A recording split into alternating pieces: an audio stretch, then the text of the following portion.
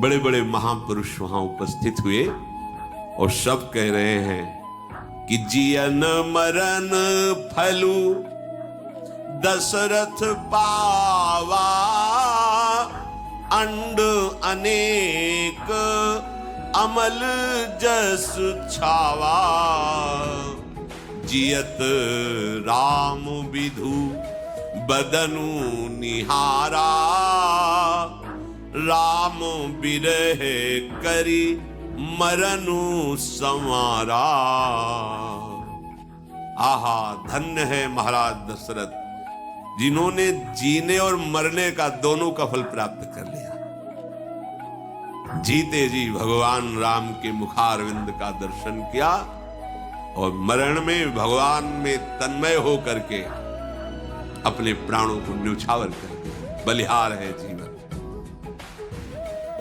ये आप भी प्राप्त कर सकते हैं। लीला चरित्र में कोई भी पद या कोई भी भाव ऐसा नहीं है जो आप प्राप्त नहीं कर सकते हैं। आपकी प्राप्ति के लिए ही भगवान ने लीला की है। देखो ना, कितने ऐसे महापुरुष हैं जो वात्सल्य भाव से भगवान को दुलार करते हैं। जीते जी नाम के चिंतन में व्यतीत किया और शरीर पूरा होते उनके साथ हो लिए। ये जन्म मरण का फल है। एक क्षण भी नाम नहीं छोड़ा, शरीर पूरा हुआ, नामी के साथ छिन छिन बिहरत संग पक्का है। संशय नहीं होना चाहिए मन में। बोले आप लोग भजन करते हो तो आपको पक्का हो सकता है, पर हम तो इतना नहीं, हम तो गृहस्थ हैं ऐसा। देखो, आप भजन की बात नहीं है, यहां अपनेपन की बात है। कई बार सहज उदाहरण में आपको बताया कि जैसे अपना बेटा पढ़ा लिखा भी नहीं है, उद्दंड है ज्यादा, लेकिन पड़ोसी का लड़का बहुत बुद्धिमान है, पढ़ा लिखा है, स्वस्थ है, तो संपत्ति का अधिकारी कौन बनेगा? वो पढ़ा लिखा वाला थोड़ी बनेगा, वही गंवार बनेगा।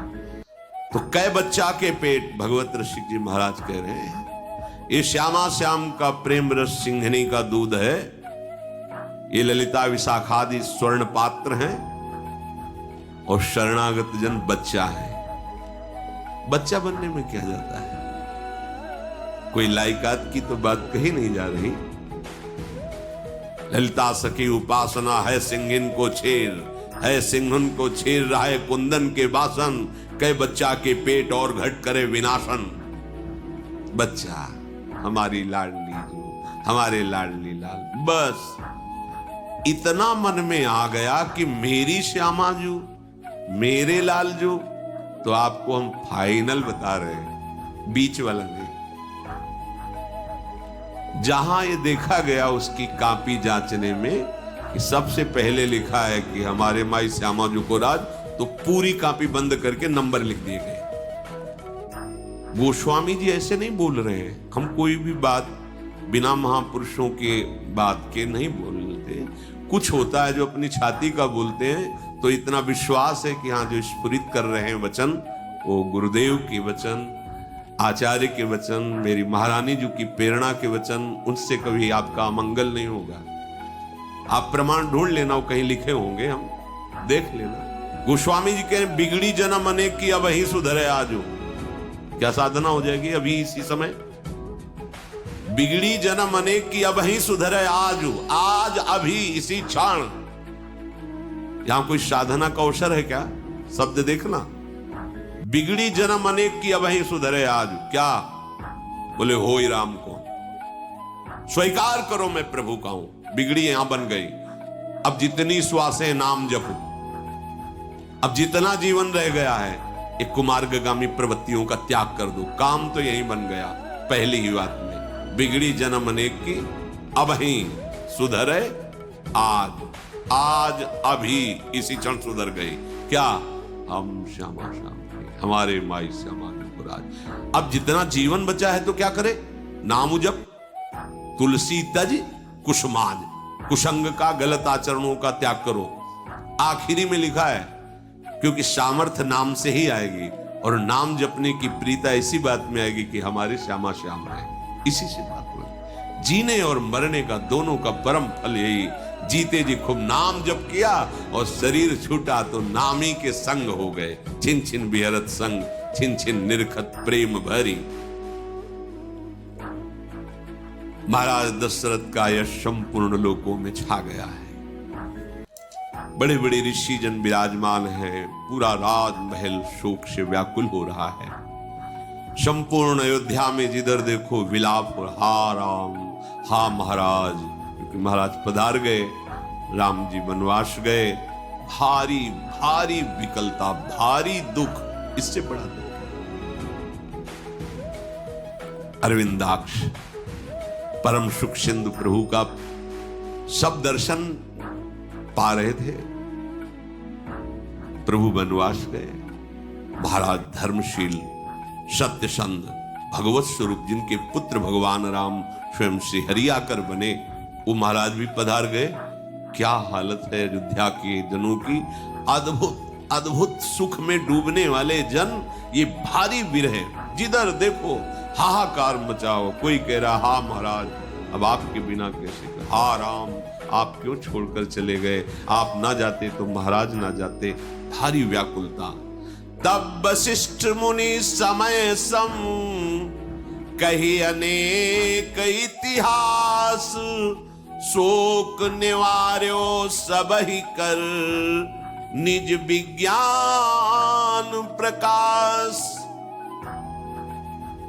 वशिष्ठ जी ने सबको शांत किया और बहुत सुंदर ज्ञान की बातें कह करके सबको धैर्य बनाया। वशिष्ठ जी ने कुछ दिव्य औषधियां नाव में और तेल, उसमें महाराज के जो शरीर को विराजमान किया और शीघ्रगामी अश्व से चलने वाले दूतों को कहा दौड़ करके जाओ और भरत जी जो ननिहाल में है मामा के यहाँ, उनको तुरंत सूचना दो कि गुरुजी ने तुरंत बुलाया। बस ये नहीं बताना, कोई घटना नहीं बतानी, केवल इतना कि गुरु वशिष्ठ जी ने तुम्हें तुरंत बुलाया है।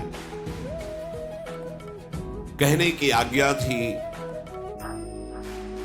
दूत बड़े शीघ्रगामी वायु के समान चलने वाले घोड़ों से। इधर भरत जी को कुछ अच्छा नहीं लग रहा, हृदय की गति होती है, बार बार जी में घबराहट हो रही है। करोड़ों प्रकार से उनको ऐसा लग रहा है कि कुछ छिन गया, कुछ अमंगल हो गया है, बड़ी व्याकुलता है। भरत जी ऐसा सोच ही रहे थे। ये विधि सोचत भरत मन,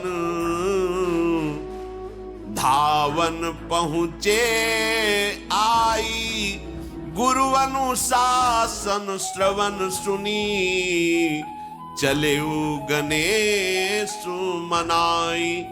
भरत जी व्याकुल होकर सोच में डूबे ही थे। इतने में अयोध्या से शीघ्रगामी जो दूत वहां पहुंच करके प्रणाम किया और कहा गुरु वशिष्ठ जी का आदेश है, आप जैसी भी स्थिति में तुरंत अयोध्या पधारें।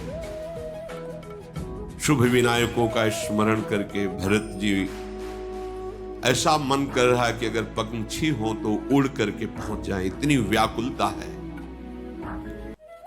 बड़े वेग वाले अश्व में सवार होकर नदी पहाड़ जंगलों को लांघते हुए भरत जी का एक एक क्षण, एक एक निमेष ऐसा लग रहा है मानो कल्प बीत रहे हो। बार बार मन में आ रहा है कुछ तो ऐसा हो गया है जो मुझे बताया नहीं जा रहा है। बड़ा भय लग रहा है अयोध्या की तरफ चलने में, कहीं कोई ऐसी अशुभ बात सुनने को ना मिल जाए। अयोध्या को देखा तो ऐसा लगा कि जैसे श्रीहीन हो गई। जब अंदर प्रवेश कर रहे हैं तो नगर के लोग जोहार कर रहे हैं, पर कोई न भरत जी से आंख मिला रहा है, न कोई उत्तर दे रहा, न कोई बात कर रहा है।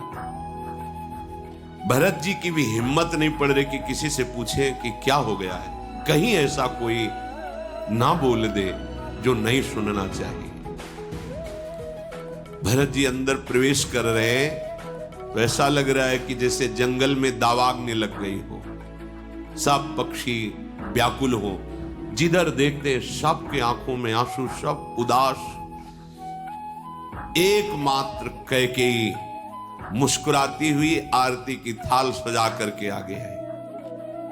भरत जी को इसी में शंका हो गई। संपूर्ण अयोध्या अश्रु से युक्त और उदासीन, और माता मुस्कुरा रही, आरती लेके आ रही। भरत जी को ऐसा लगा कि मानो मेरा सर्वनाश इसी आरती में छुपा हुआ है। ये मंगल आरती नहीं है, ये महान शोक की आरती, क्योंकि पूरी अयोध्या शोकित और मां हर्षित। कोई न कोई